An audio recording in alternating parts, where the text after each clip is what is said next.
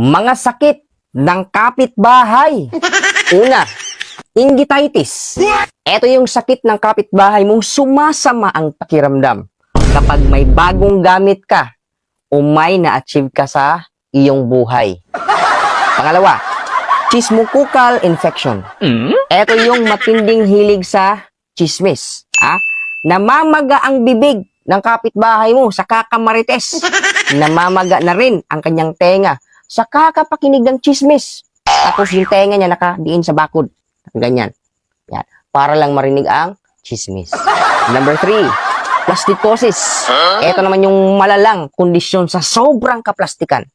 Mabait kapag kaharap, pero sinisiraan ka kapag iba ang kausap. Number 4, hiram ng hiram syndrome. Ito naman yung kondisyon ng kapitbahay mo.